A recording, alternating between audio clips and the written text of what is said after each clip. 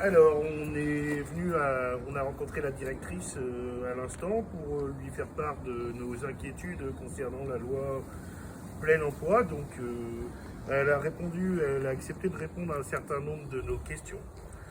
Alors, pour ce qui est l'obligation d'inscription, c'est pour. Alors, ça servirait à fluidifier, enfin, vous voyez, je sais pas trop. Mais ça a une utilité. C'est pour mieux orienter les gens. Et ne pas perdre les gens. Voilà, ne pas perdre les gens. Voilà, parce qu'il y a des gens perdus, donc il faut les inscrire et leurs conjoints aussi. Il faut voir ça comme une démarche normale parce que ça n'aura pas de conséquences plus que ça. Alors, sur les fameuses 15 heures, du coup, c'est pas. Là, elle a avoué, ils ont très très mal communiqué. Du coup, c'était pas ça. Faut prendre ça comme 15 heures d'activité, genre ça peut être 30 une semaine, ça peut être 15 l'autre, ça peut être 0 même, ça peut être, mais c'est pas forcément aller travailler, voilà. Ça peut être, mais il faut chercher un projet professionnel, ça c'est important. Ça c'est vraiment important.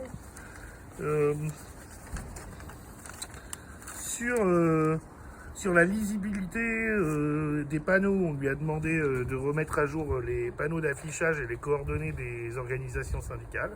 Elle nous a assuré qu'elle allait nous répondre là-dessus.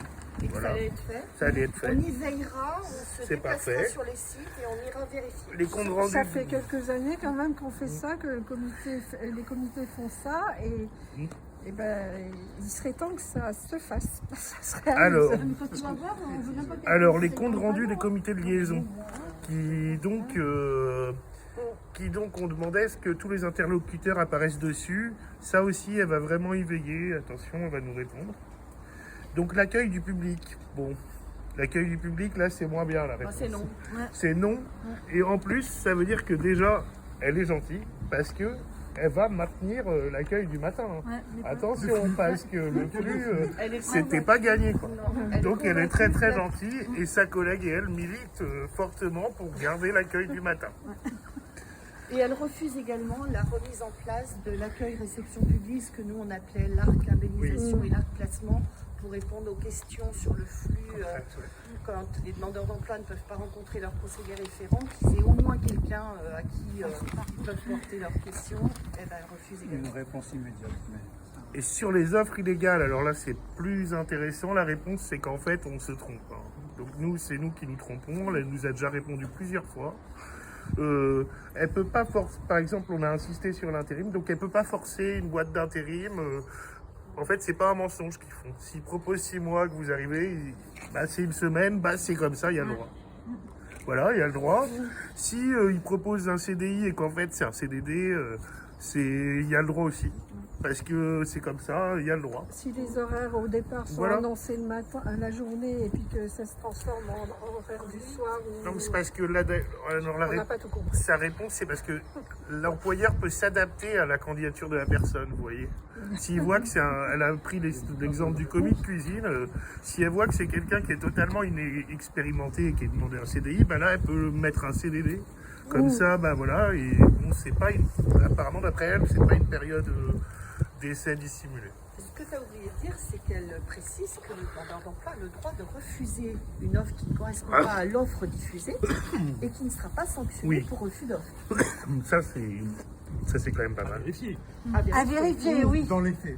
Moi, ces gens-là, je les crois plus, alors. Non, mais... Sur la communication, qu'on demandait sur France Travail, sur le marché de l'emploi, alors là, tout va bien. On est quand même la première région à avoir le moins de chômeurs. Même si elle a dit que quand même ça s'était dégradé quand même et que là il allait falloir voir parce qu'il y a quand même des dégradations. Mais sinon c'est très très bien, il y a 6% de chômeurs en Bretagne. Donc ça veut dire que les autres ils les ont déjà tués. Et les entreprises qui ferment, et les gens qui vont être privés d'emploi. Ça c'est pas grave, elle en a pas parlé. Voilà, alors les objectifs individuels pour les conseillers de radiation, ça n'existe pas, elle est super choquée de l'apprendre, et elle va vérifier. Voilà, et pour les 35 000 radiations qui sont prévues par la direction régionale de France Travail, on n'avait pas compris, en fait, c'est pas ça. c'est pas en fait 35 000, pas du tout. Ils ont un nombre de contrôles à faire et de là extrapoler le chiffre. Et donc en fait on s'est trompé parce qu'en fait c'est un nombre de contrôles qu'ils ont à faire et pas de radiation. Voilà. Les radiations sèches ne représentent que 0,02% Ouais. des contrôles réalisés. Oui. Ouais, dans la réalité, c'est 15%, mais c'est pas grave. Hein. Ouais. Et puis sur la titularisation des agents CDI de Pôle emploi, de France Travail, on n'a pas su. Pas de réponse. Pas de réponse. Voilà, je crois qu'on a fait à peu près tout. Merci. De rien.